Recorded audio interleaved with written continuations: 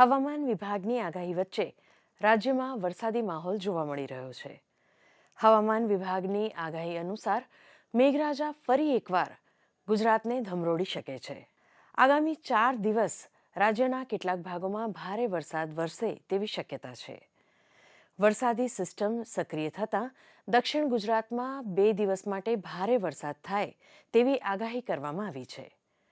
આજે નવસારી, સુરત, ડાંગ, તાપી અને ગીર સોમનાથમાં ભારે વરસાદની આગાહી કરવામાં આવી છે. આ સાથે જ યલો એલર્ટ આપવામાં આવ્યું છે. હવામાન વિભાગે માછીમારોને દરિયો ખેડવાની ના પાડી છે. તો બીજી બાજુ ચોમાસાની વિદાયની વચ્ચે વડોદરા અને સુરતમાં ધોધમાર વરસાદથી શહેરમાં પાણી થઈ ગયું હતું અને બફારા વચ્ચે ઠંડક થતાં લોકોએ રાહતનો શ્વાસ લીધો હતો. મુંબઈ સહિત સમગ્ર મહારાષ્ટ્રમાં ભારે વરસાદને કારણે સ્થિતિ ચિંતાજનક બની છે.